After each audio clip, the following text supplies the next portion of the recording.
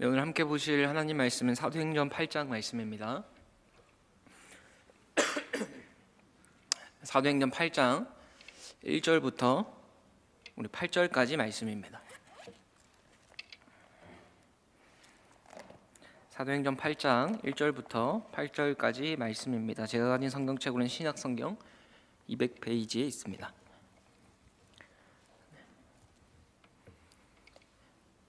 우리 사도행전 8장 1절부터 8절까지 말씀을 저 한 절, 우리 성도님들 한 절 함께 교독하도록 하겠습니다. 사울은 그가 죽임당함을 마땅히 여기더라.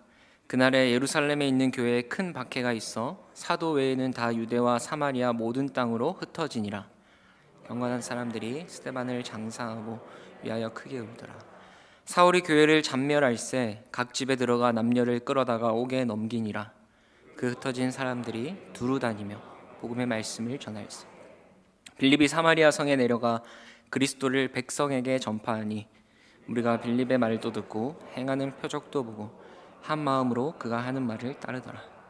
많은 사람에게 붙었던 더러운 귀신들이 크게 소리 지르며 나가고 또 많은 중풍병자와 못 걷는 사람이 나으니 그 성에 큰 기쁨이 있더라. 아멘. 여러분, 우리가 오늘 함께 읽은 이 사도행전 8장의 말씀은요, 이 세계의 선교의 역사에 있어서 아주 중요한 변곡점이 되는 그런 본문입니다.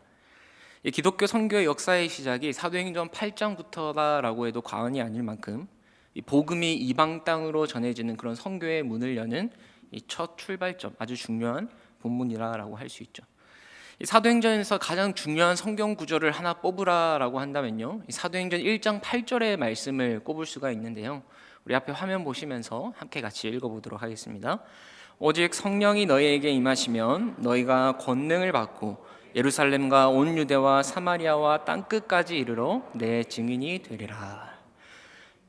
예수님께서 먼저 성령의 권능을 받고 내 증인이 되어라 라고 말씀하셨는데요, 중요한 것은 이 예루살렘과 유대 땅에서만이 아니라 유대를 넘어서서 사마리아와 땅끝까지 이르러 내 증인이 되라 라는 사명을 주셨습니다. 그리고 드디어 이 말씀이 사도행전 8장에 와서야 첫 성취가 됩니다. 이 예루살렘과 유대에만 머물렀던 복음이 드디어 사마리아에 전해지기 시작한 것이죠. 여러분, 이 사도행전을 기록한 누가는요, 이 사도행전 1장 8절의 말씀을 토대로 어떻게 복음이 예루살렘을 넘어서서 사마리아와 땅끝까지 이르는가를 보여주고 있습니다. 그래서 사도행전을 크게 세 부분으로 나눌 수 있는데요, 이 1장부터 7장까지는요 예루살렘을 중심으로 한, 예루살렘과 유대를 중심으로 한 복음 전파를 기록하고 있습니다. 그리고 8장부터 12장은 사마리아를 배경으로 사마리아와 이방 땅에 선교의 문이 열린 과정을 설명합니다. 마지막 13장부터 28장은 소아시아, 그러니까 터키, 지금의 터키, 그런 소아시아와 유럽을 중심으로 해서 당시 땅끝으로 여겨졌던 로마와 스페인으로까지 어떻게 복음이 전해졌는가를 기록하고 있죠. 이렇게 사도행전은 크게 세 부분으로 나눌 수 있는데, 오늘 본문이 바로 두 번째의 그 첫 시작 8장의 내용입니다. 그런데 몇 가지 흥미로운 부분은요, 이 예루살렘에 머물러 있던 복음이 사마리아와 이방 땅으로 확산되기 시작한 계기가 바로 핍박과 박해 때문이었다라는 겁니다. 이 부분은 뒤에 가서 자세히 다루겠지만, 예루살렘 교회에 큰 박해가 일어나자 성도들은 어쩔 수 없이 흩어질 수밖에 없었는데, 그 흩어짐으로 인해서 바로 이 복음이 이방 땅에 전해지게 되는 그런 일들이 일어났다라는 거죠. 여러분, 전 세계적으로 교회 부흥의 역사를 보면요, 참 아이러니하게도 이 교회가 부흥할 때는 항상 외부에 핍박과 박해가 있었다라는 거예요. 이 외부에 핍박과 박해가 있으면 교회가 위축되어서 성장하지 못하고 오히려 교세가 줄어들 것 같은데 그렇지 않았다라는 거죠. 오히려 교회는 더 부흥하였고 더 성장했다라는 겁니다. 여러분, 생각해 보십시오. 너 예수 믿으면 너희 가족 다 왕따 당하고 넌 죽을 거야. 여러분, 그리고 실제로 같이 신앙생활하던 집사님이 막 끌려가서 참수당하는 것도 봤어요. 그러면 당연히 신앙을 포기하고 세상과 적당히 타협하면서 살 줄 알았는데 그렇지 않았다라는 거죠. 물론 그렇게 신앙을 포기한 사람들도 있었겠지만 이 전체 흐름으로 봤을 때는 오히려 더 부흥하고 복음이 더 확산되었다라는 사실입니다. 여러분, 이게 참 복음의 능력인 것 같습니다. 여러분, 우리 하나님은요, 구원하기로 작정한 사람을 반드시 구원해내는 분이세요. 창세주부터 하나님의 백성으로 택한 사람은 반드시 구원해 내시고야 맙니다. 그러니 어떤 핍박과 박해가 오더라도 그 하나님의 구원 계획은 그 누구도 막을 수가 없는 것이죠. 어떠한 핍박과 박해가 있다 하더라도 하나님의 복음은 계속해서 전진해 나가더라라는 겁니다. 그런데 여기서 중요한 것은 그 하나님의 구원 계획을 하나님께서 펼쳐 나가실 때에 우리 같은 사람을 통해서 구원하신다라는 겁니다. 여러분, 사도행전을 한번 쭉 읽어보십시오. 이 복음이 유대를 넘어서 이방 땅으로 확장되기 시작하는데 누구를 통해서 이 일들이 일어납니까? 하나님이 세우신 하나님의 사람들을 통해서 일어나죠. 여러분, 분명히 복음의 역사는요, 하나님이 이루어 가시는 겁니다. 하나님이 주체가 되어서, 하나님이 주어가 돼서 하나님이 이루시는 역사가 복음의 역사예요. 그런데 그 역사를 우리같이 연약한 자들을 통해서 이루시더라라는 겁니다. 그 놀랍고도 위대한 복음의 역사에 우리를 동참시켜 주시는 것이죠. 그러니 여러분, 아무리 핍박이 있고 박해가 있어도 하나님께 내 인생의 모든 걸 건 사람, 하나님이 내 인생의 전부임을 알고 내 생명의 주관자이심을 믿고 죽어도 산다라는 그 부활 생명을 가진 진짜 그리스도인들을 통해서 이 복음이 여러분 여기까지, 우리에게까지 전해져 온 것이죠. 그래서 여러분, 복음의 능력은요, 죄인을 통해 죄인에게 역사하시는 하나님의 능력입니다. 여러분, 한 번 더요. 복음의 능력은 죄인을 통해 죄인에게 역사하시는 하나님의 능력이에요. 이게 무슨 말입니까? 분명히 복음의 능력은 하나님의 능력이고 하나님의 일하심인데 그 능력이 어떻게 나타나냐? 죄인을 통해서 죄인에게 역사하신다는 겁니다. 여러분, 우리 다 원래 죄인이잖아요. 그런데 그런 죄인인 우리를 하나님이 먼저 구원해 내주셔서 의인 삼아주시고 성령의 권능을 주셔서 또 다른 죄인에게 그 복음의 능력이 무엇인지 알게 하시더라라는 겁니다. 사랑하는 성도 여러분, 어떤 핍박과 박해가 온다 하더라도 하나님이 내 전부이심을 믿고 하나님께 내 전부를 건 믿음의 사람들을 통해 복음의 역사가 이루어졌다는 사실을 꼭 기억하시기 바랍니다. 그리고 저와 여러분도 2023년을 살아가는 오늘 그 복음의 역사의 한 페이지를 함께 작성해 나가면 참 좋을 것 같습니다. 여러분, 오늘 본문에도요, 예루살렘과 유대에만 머물렀던 복음이 사마리아로 전파되어질 때 그 복음의 통로로 사용된 사람이 누군지 아십니까? 스데반과 빌립입니다. 여러분, 스데반과 빌립은 사도입니까? 사도가 아닙니까? 사도가 아니죠. 집사입니다. 7 집사 중 한 사람이에요. 그러니까 하나님께서 12 사도들을 사용하신 것이 아니라 7 집사 중에 속해 있었던 스데반 집사와 빌립 집사를 통해서 이 복음이 이방 땅에 전파되어지는 문을 여시는 거예요. 여러분, 무슨 말입니까? 복음을 전파하고 선교를 하는 것이요, 예수 그리스도를 믿는 사람이라면 누구나 다 할 수 있다라는 것이죠. 예수 그리스도를 믿어서 내 안에 성령이 내주하는 사람이라면 누구나 다 복음 전도자가 될 수 있다라는 겁니다. 아니, 우리 모두가 그런 복음 전도자의 삶을 살아야 한다라는 거죠. 사랑하는 성도 여러분, 하나님께서 스데반과 빌립을 통해 복음 전파의 사명을 이루셨다면 저와 여러분을 통해서도 이 복음의 역사를 이루어 나가시는 줄 믿으시기 바랍니다. 우리 모두가 할 수 있고 우리 모두가 해야 되는 사명인 것이죠. 여러분, 이 복음이 드디어 사마리아로 전파되기 시작하는데 어떤 계기로 전해지게 되었다고요? 핍박과 박해 때문입니다. 우리 오늘 본문 8장 1절 말씀 한번 보실까요?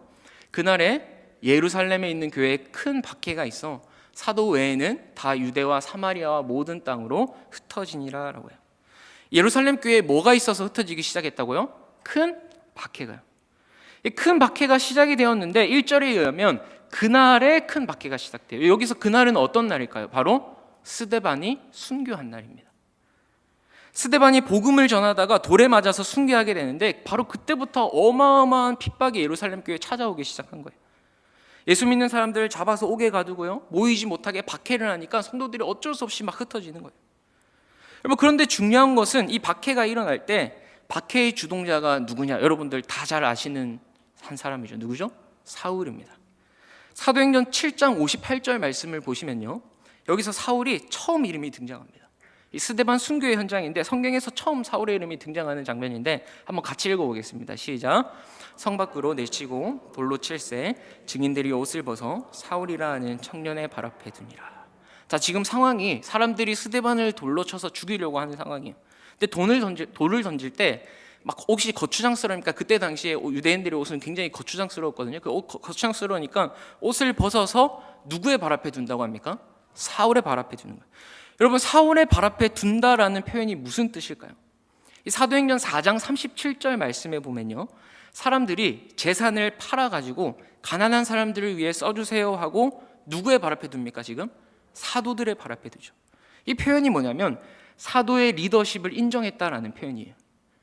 이 마찬가지로 지금 스데반이 사람들이 스데반을 죽일 때 사울의 발 앞에 두었다는 것은 박해의 주동자가 사울이다라는 것을 의미하는 겁니다. 언급하고 있는 거예요. 리더가 바로 누구였다고요? 사울이었다라는 거죠. 그래서 사도행전 8장 1절에 한 번 더 언급을 이렇게 해줍니다. 사울은 그가 죽임을 마땅히 여기더라 라고 하죠. 돌에 맞아 죽은 스데반을 보면서 죽어 마땅히 여겼다는 거예요. 근데 여기서 마땅히 여기다라는 단어는요, 헬라 원어로 보면요, 단순히 그냥 마땅히 여기다는 수준이 아니라 아주 기뻐했다라는 겁니다. 스데반의 죽음을 보면서 기뻐했다는 거예요. 여러분, 얼마나 사울이 악한 사람이었는지 아시겠죠? 그래서 사울이 나중에 자기 자신을 보고 나는 죄인 중에 괴수다, 핍박자였다, 살인자였다 그렇게 얘기하는 겁니다. 여러분, 더 대박인 것은요, 그런 스데반이 죽을 때, 순교할 때 사울을 저주하지 않고 사울을 위해서 기도합니다.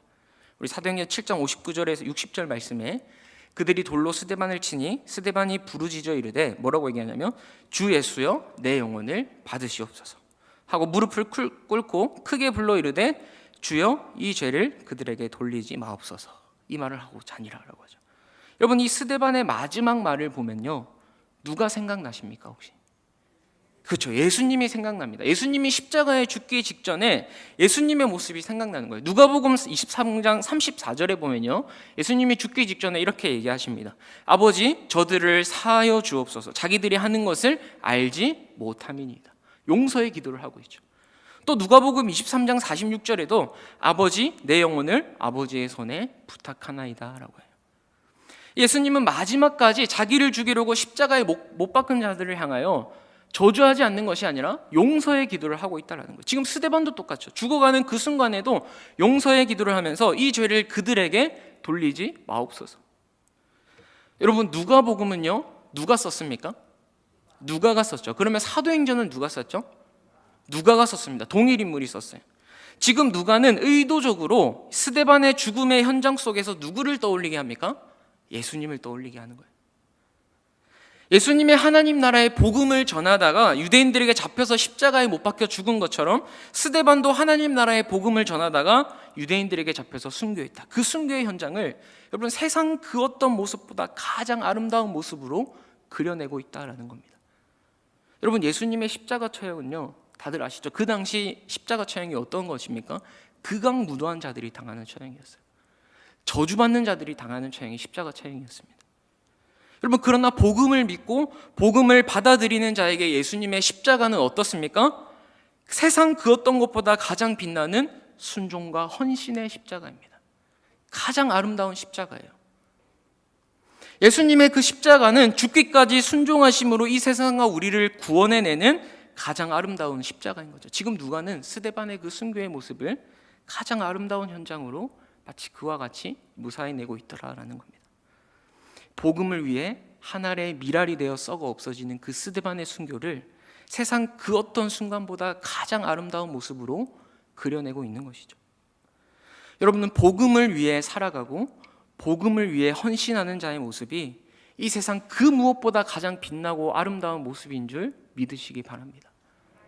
여러분, 스데반처럼 어디 실제로 가서 순교하라는 말이 아니에요. 우리도 스데반의 그 정신을 이어받아서 우리도 우리의 삶을 들여서 주와 복음을 위해 살아가라라는 것이죠. 여러분, 어떻게 하면 내 삶을 통해서 주님의 아름다우심을 드러낼 수 있을까? 어떻게 하면 나를 위해 모든 것을 내어주신, 여러분, 주님이 십자가에서 모든 물과 피를 쏟으셨다라고 얘기하잖아요. 우리의 모든 것을 주신 거예요. 자신의 전부를 주신 겁니다. 그 전부를 받은 우리가 어떻게 하면 주님을 위해 나도 전부를 들여 주님을 섬길 수 있을까? 이런 복음을 위한 고민, 하나님 나라를 위한 고민을 하면서 사는 인생이 가장 아름답더라라고 우리에게 이야기해주고 있는 것이죠. 여러분, 저와 여러분 안에는 이런 하나님 나라를 위한 고민들이 있습니까? 어떻게 하면 내가 살아가는 삶의 자리에서 주와 복음을 위해 살아갈 수 있을까?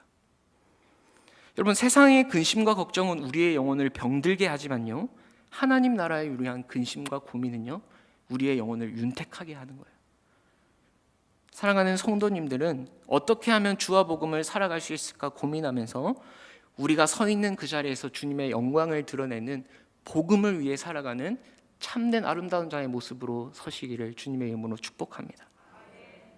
여러분, 스데반의 순교는요, 이렇게 두 가지 열매를 낳게 됩니다. 첫 번째는 뭐냐면 사울이에요. 사울. 스데반을 보고 후에 사울이 변화되는 데 있어서 지대한 영향을 미칩니다. 이 사도행전에 사울의 간증이 두 번이 나오거든요. 사도행전 22장에서 4절 5절 말씀인데요, 이때 사울이 이런 간증을 합니다. 내가 이 돌을 박해하여 사람을 죽이기까지 하고 이에 대제사장과 모든 장로들이 내 증인이라 라고요. 또 26장 10절에 많은 성도를 옥에 가두며 또 죽일 때 내가 찬성 투표를 하였다라고 합니다. 여러분 보세요. 내가 이 돌을 박해하여 사람을 죽이기까지 했다. 내가 찬성 투표를 했다.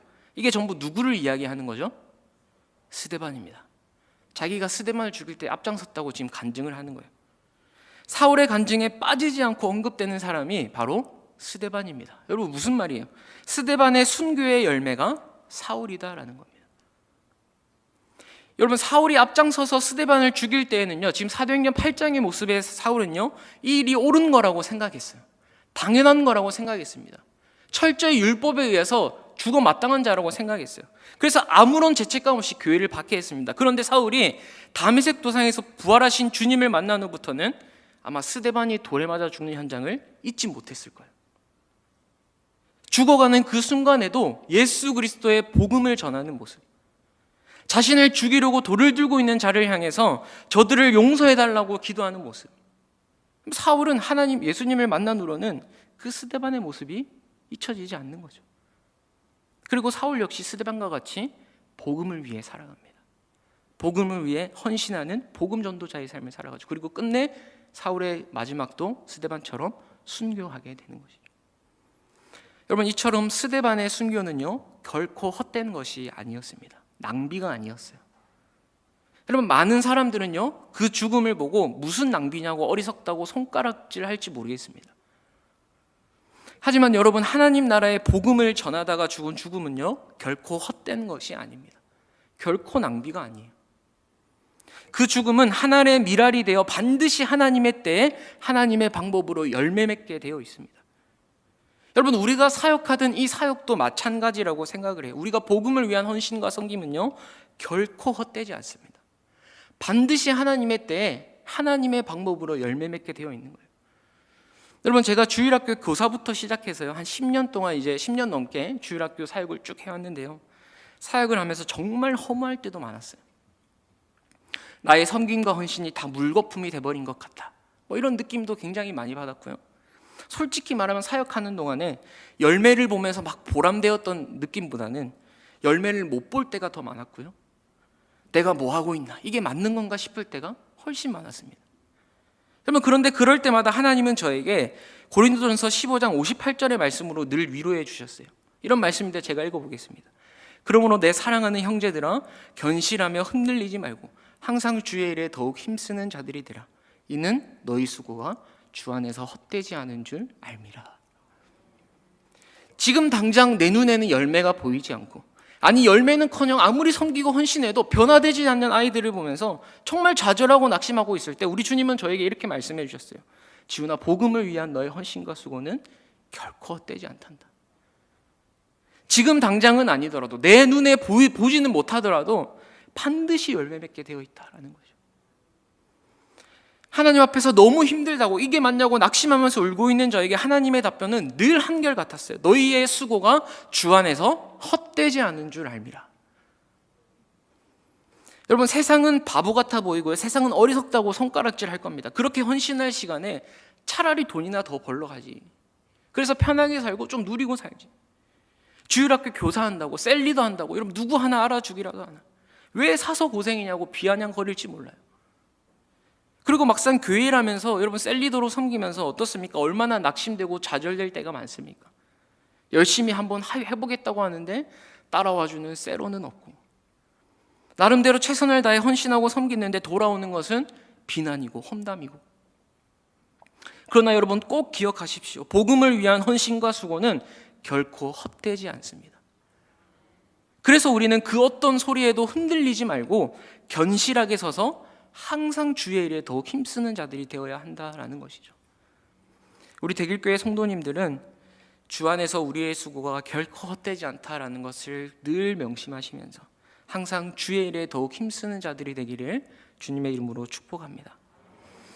여러분, 스데반의 순교의 첫 번째 열매가 사울이었다면요, 두 번째 열매는 박해가 일어나서 이 복음이 이방 땅으로 퍼져나가기 시작했다는 거예요. 이 스데반이 죽고 교회는 어마어마한 박해를 당하기 시작하는데 오늘 본문 3절에 이렇게 나와 있습니다. 사울이 교회를 잔멸할세 각 집에 들어가 남녀를 끌어다가 옥에 넘기니라 라고 해요. 여기서 잔멸하다라는 표현은 우리말로 좀 굉장히 낯선 표현인데 헬라어 원어로 보면요, 이 표범 같은 상위 포식자가 먹이의 살점을 막 뜯어먹는, 상상이 되세요? 상상하고 싶지 않지만 이 상위 포식자가 이 먹이를 막 살점을 뜯어먹는 그런 흉포함, 그런 포악함으로 지금 사울이 마치 그런 들짐승처럼 이리저리 막 뛰어다니는 거예요. 누구 잡으려고요? 예수 믿는 사람 잡으려고. 혈안이 돼 있는 거죠. 무차별적으로 각 집에 쳐들어가서 사울의 손에 잡히기만 하면 짐승처럼 끌려 나왔고 그들은 그렇게 감옥에 던져졌습니다.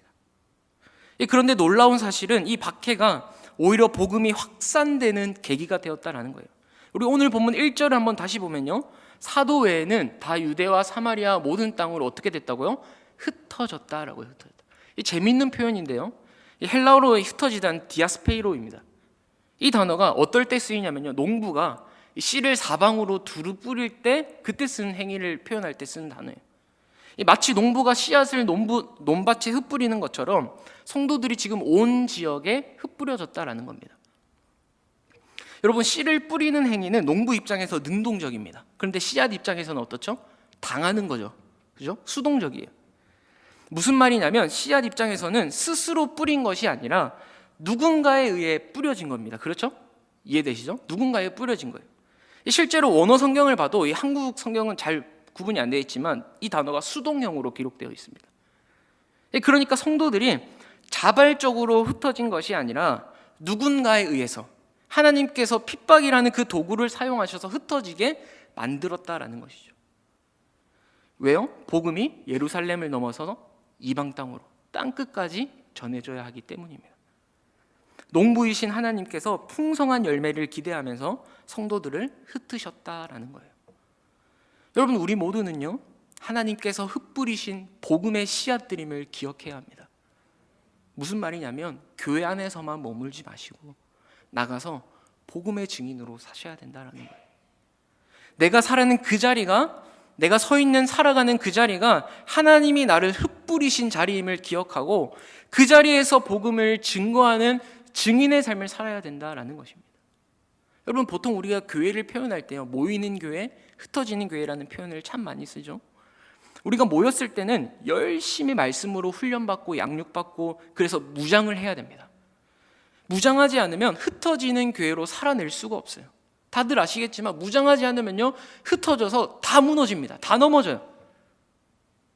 그래서 반드시 모여서 우리가 예배하고 함께 예배하고 말씀 듣고 교제하고 훈련받는 것이 필요합니다. 그렇게 훈련받아서 무장이 되면 어떻게 돼요? 그 무장된 상태로 흩어지는 거예요.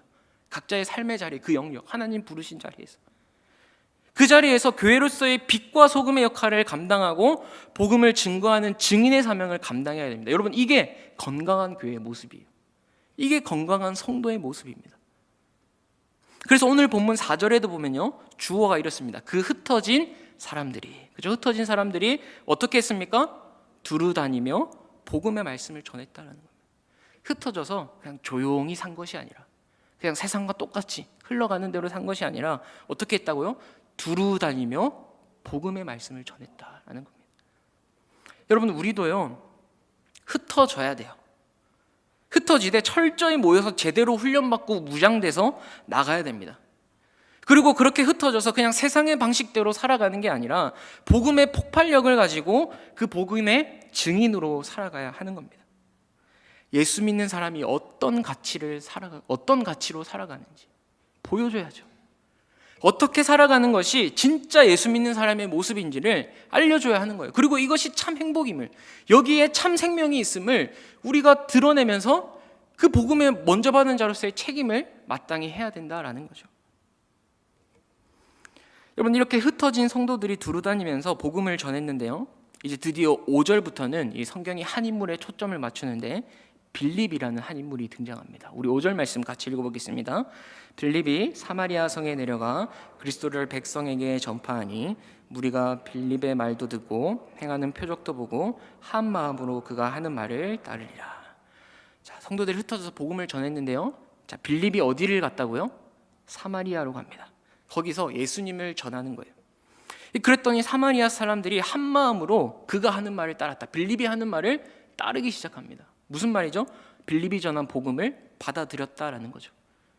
이 복음을 받아들인 사마리아 사람들에게 여러분 세 가지 특징, 이 세 가지 결과가 일어나는데요, 7절 8절 오늘 본문의 말씀을 보시면요, 많은 사람에게 붙었던 더러운 귀신들이 떠나가요. 첫 번째입니다. 귀신들이 떠나갑니다.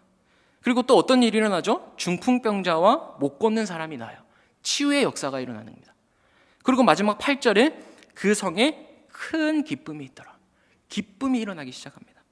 여러분, 이 세 가지가 뭐가 온 증거입니까? 이런 일들이 일어날 때, 뭐가 임했을 때 이런 일이 일어나죠? 하나님의 나라가 임했을 때요. 더러운 귀신들이 나가고 치유가 일어나고 큰 기쁨이 일어났다는 것은요, 하나님 나라가 왔다, 하나님 나라가 온 증거를 보여주고 있는 겁니다. 여러분, 예수님도 이 땅에 오셔서 회개하라, 천국이 가까웠다라고 선포하시고 천국이 가까운 증거로 막 귀신들이 떠나가요. 사복음서에 보면. 그리고 치유가 일어납니다. 그리고 그런 것처럼 지금 사마리아에도 똑같은 일이 일어나고 있는 거예요. 무슨 말입니까? 사마리아에도 동일하게 하나님의 나라가 임했더라라는 거죠. 여러분, 누가복음 4장 18절 19절 말씀에 이런 말씀이 있어요. 주의 성령이 내게 임하셨으니 이는 가난한 자에게 복음을 전하게 하시려고 내게 기름을 부으사 나를 포로된 자에게 자유를, 눈먼 자에게 다시 보게 함을 전파하며 눌린 자를 자유롭게 하고 주의 은혜의 해를 전파하게 하려 하심이라 하였더라라고 하죠. 여러분, 이 말씀은요, 예수님이 본격적인 공생애를 시작하시면서 이 회당에서 이사야의 선지자의 글을 인용한 겁니다. 그러면서 하나님 나라가 임했음을 선포하는 거예요. 여러분, 하나님의 나라가 임하면 어떤 일이 일어나는가? 포로된 자에게 뭐가 일어난다고요? 자유가 선포된다는 거예요. 하나님의 나라가 임하면 눈먼 자가 다시 보게 되는 일이 일어난다는 거예요. 그래서 여러분, 복음서를 보면 아니 무슨 사람들이 이렇게 치유를 많이 받는지, 예수님의 옷자락만 만져도 혈루병이 났죠.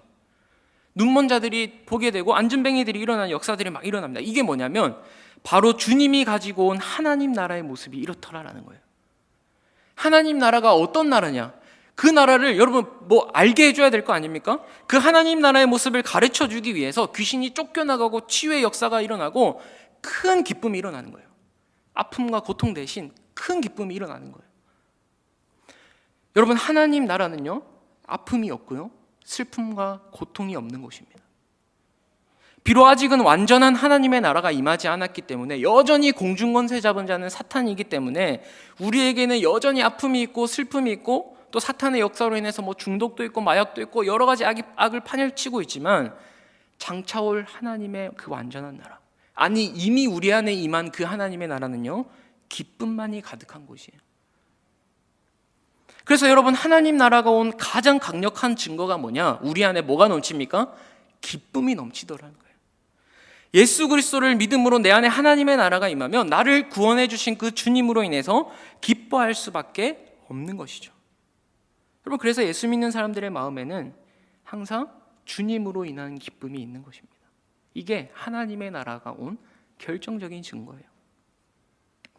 저와 여러분 안에는 기쁨이 있습니까? 기쁘다면 여러분 무엇으로 인해 기뻐하고 있습니까?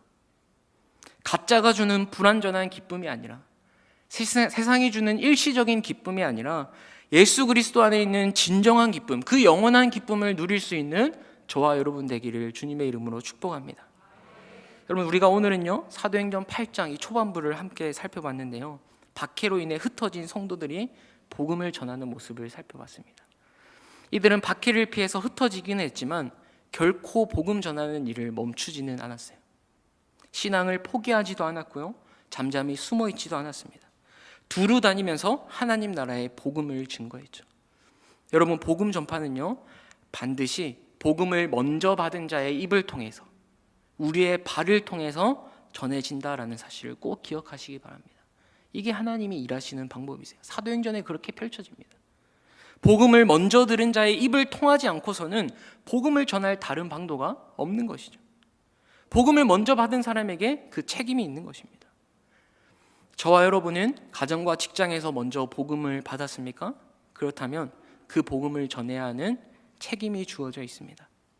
오늘 빌립이 사마리아에 가서 복음을 전할 때 그곳에 하나님의 나라가 임했듯이 우리도 우리가 서 있는 그 자리에서 복음을 전하고 복음을 드러내는 삶을 살아갈 때에 하나님의 나라가 임하게 될 줄 믿습니다. 악한 영이 떠나가고 상한 자들이 치유되어지고 그 삶과 심령에 주님으로 인한 큰 기쁨이 일어나는 그런 하나님 나라의 통치가 우리가 가는 곳곳마다 일어나기를 주님의 이름으로 축복합니다. 기도하겠습니다. 하나님, 오늘 사도행전 8장을 통해서 이 복음이 사마리아로 이방 땅으로 전파되어지는 모습을 함께 살펴보았습니다. 하나님, 스데반과 빌립이라는 집사를 통해서 이 역사를 이루어 나갔듯이 하나님, 여전히 오늘도 하나님께 헌신된 한 사람, 하나님이 나의 전부이심을 믿고 하나님께 내 삶을 드리는 그 사람을 통해서 복음의 역사를 이루어 나가시는 줄 믿습니다.